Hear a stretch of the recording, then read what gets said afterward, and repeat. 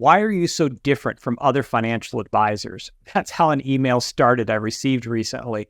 And I wasn't exactly sure where it was headed. Is this good? Is this bad? So in just a minute, I want to tell you about what they meant. But I also want to talk about a conference that I'm attending in a few weeks that could have serious implications for your money.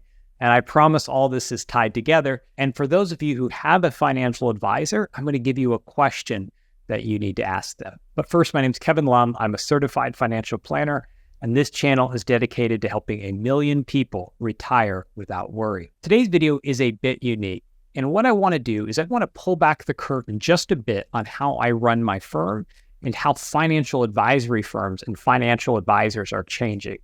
But first, back to that email. Basically, what the person was asking is, why doesn't my financial advisor use the same tools that I see you and other financial advisors using on YouTube to optimize retirement planning and tax planning and investment planning? Why aren't they using those tools? And basically, this question arose because they'd asked their financial advisor to help them do some tax planning around Roth conversion. And the advisor said, I really can't help you. I don't have the ability to do that type of detailed planning. And to be fair to that advisor, technology is rapidly changing and it's hard to keep up. Not only because it's hard to keep up with the new technology, but it's even harder to learn the new technology. The only thing worse than an advisor without proper tools is an advisor with tools that he or she has no idea how to use. That can be even more dangerous. At the end of the day, what makes this emerging technology so exciting is that there is an explosion in computing power that's making it possible to run so many different computations and optimize your retirement plan in a way that just wasn't possible using an Excel spreadsheet and pen and paper. I always tell people retirement planning is a puzzle and you need to fit all those pieces together just right. And there are so many different variables and all those variables need to intersect just right in order to optimize your plan and hopefully save you a large amount in taxes and help you have a higher expected rate of return in your portfolio. And so that's why I've been so intentional about embedding technology at the core of my financial planning practice.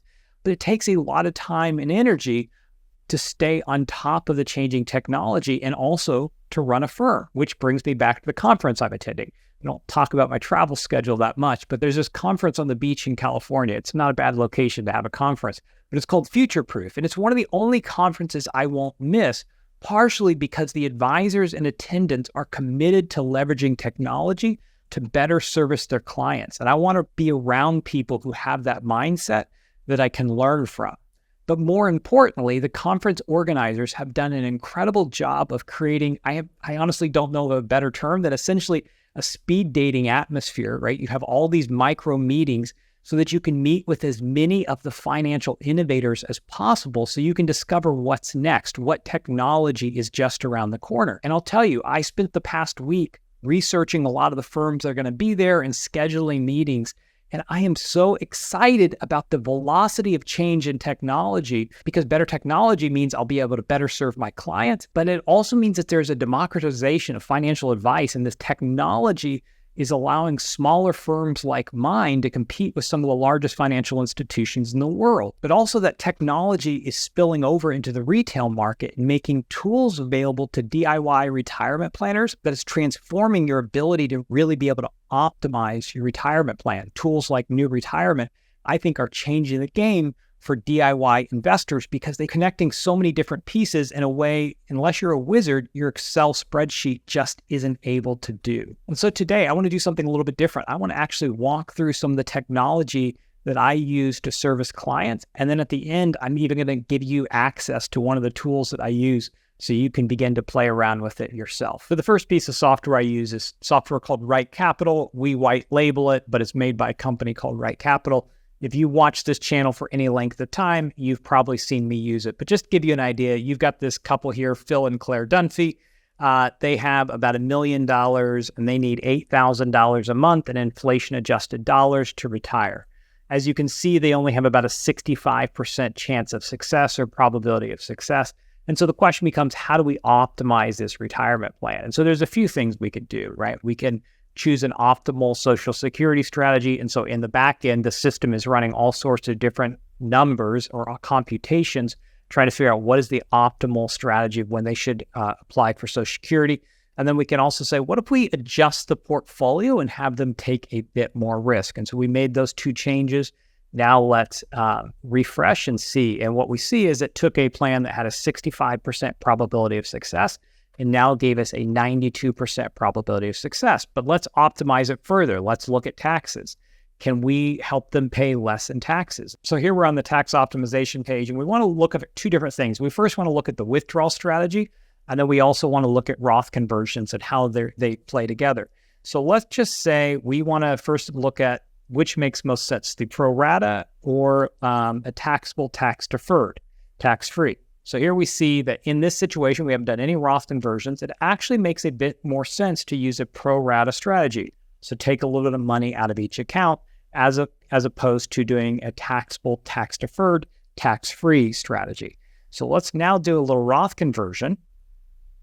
So now we have $200,000 in savings. Now let's come back and tweak the withdrawal strategy, because what I often see is that once we change and do a Roth conversion, the withdrawal strategy is going to need to change as well. So right now we've saved about $200,000 in taxes.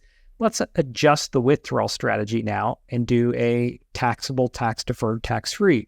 Now we see that we went from saving $200,000 in taxes to $400,000 in taxes.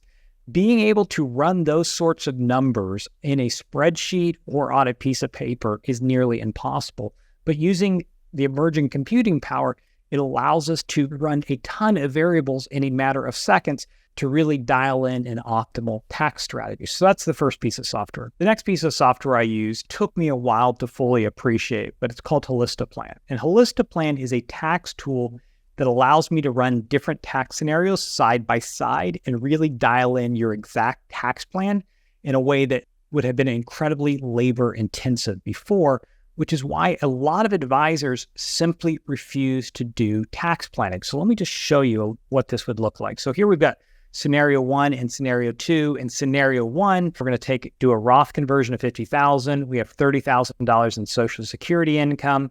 We can see how much of that income is going to be taxed. And we're going to take out $50,000 in long-term capital gains. In scenario 2, we still have the same $30,000 in Social Security, but we took a $100,000 IRA distribution to live on. So the one we did a Roth conversion, and we took a $50,000 long-term capital gain distribution. And the other one, we took $100,000 out of our IRA. So you can see the total income between 1 and 2 is both $125,000. Because they're over the age of 65, their standard deduction is $32,300. But then where the real difference is in their tax rates, right? So the first person, option 1, you're going to pay $4,700 in taxes. In option 2, you're going to pay $10,000 in taxes. And your effective tax rate in option 1, because of the long-term capital gains, is more tax optimized than ordinary income. You'll pay 5.1% in effective tax rate as opposed to 11.5%. So you can really see what your total tax bill is going to be. And so then you can also add in your states, but we can also then come in and look at these. So here we have the tax report, right? So we can see their total income, their AGI, what their qualified and ordinary dividends were, their short-term, long-term capital gains. Did they have any carry forward losses? How much Social Security did they have? How much of that Social Security was taxable? And then what's their marginal tax rate and their average tax rate? So you can just see at a glance, and then you can dig down in and look at your, let's scroll down at the bottom, and you can see your Medicare Part B and D premiums for 2026, right? Because there's a 2-year look back period. And so you are at $125,000 in income in this particular scenario.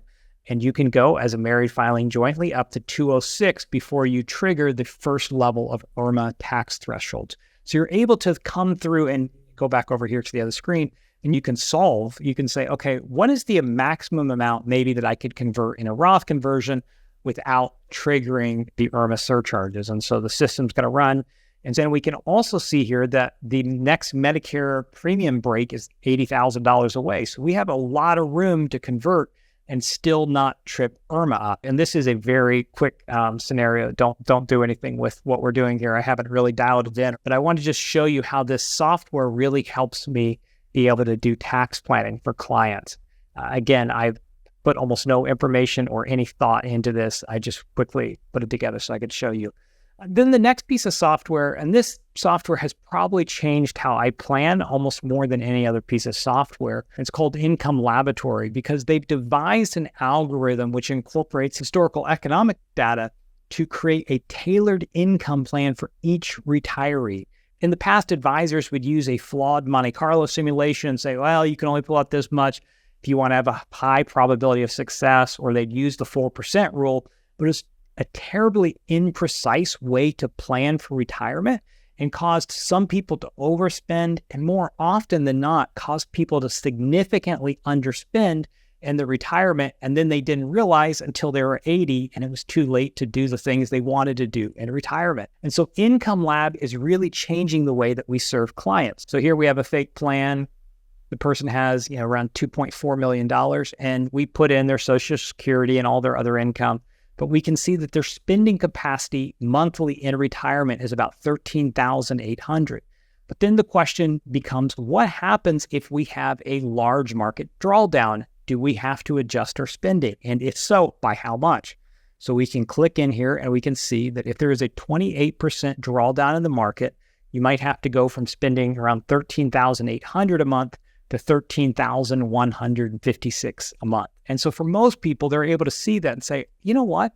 I can cut my spending by $600 to $700 a month. If I can spend almost $14,000 in a retirement, I think I'm going to be okay. Now, I know this is a larger number. I know some people out there, you have way less than that. This is just a demo account that Income Lab has created, so I didn't show real clients' information. This works whether you have $1 million or $5 million or $200,000. You're able to figure out how much can I safely pull from my portfolio. And Income Lab is really changing the way we serve clients because it allows us to know how much we can pull safely from a portfolio, and if there's a market drop, how much that's going to impact the client. So then the next piece of software, and this is probably the least impressive piece of software that we use, but it's called Riskalyze. And what it lets us do is to be able to evaluate risk in your portfolio. And it's more important to kind of give you a sense of how much risk your portfolio has. And so it gives you a risk score from 0 to 100, like a speed sign. And so in this particular portfolio, the risk is 60.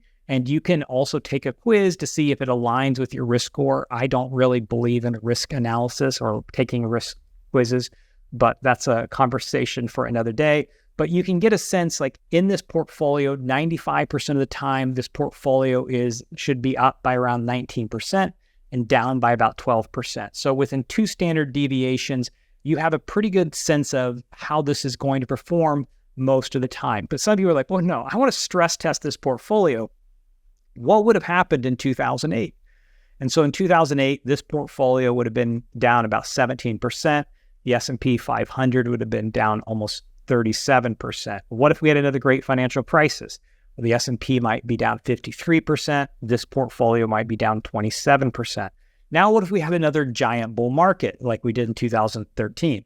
Well, we can also see that while we have less of a drawdown, our capture of the upswing is also going to be less. So you'd really have a sense of how your portfolio would have performed during various market drawdowns. And then there's also an analytics tab that will really give you a lot of depth about what's in that portfolio, what industries you hold, value and growth, and what countries are you exposed to. So it gives you a really deep, in-depth overview of what you hold in your portfolio. Another piece of software I use that I'm not going to walk through, but is an estate planning tool from a company called wealth.com that combines the best of computing power and AI with some of the best estate planners in the country and makes it possible to develop and or evaluate complicated estate planning documents like a living trust in a way that's very simple and easy to understand.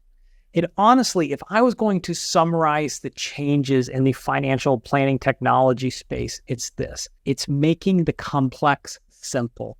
For far too long, financial professionals use complication or complexity as job security. But technology is making the complex tax and income strategies that were only available to the wealthiest in the past available to everyone. And so if you have an advisor who's doing the bare minimum and just managing your assets, but isn't willing to help with tax and income planning, then it might be time to begin looking for a new advisor who is using some of the latest tools to serve their client. And if you're looking for an advisor, or maybe you just want a question to ask your current advisor, here's a great question you can ask. What's one piece of new technology that you've instituted to help serve your clients better? And I think this will give you a sense of, are they staying up on the latest technology?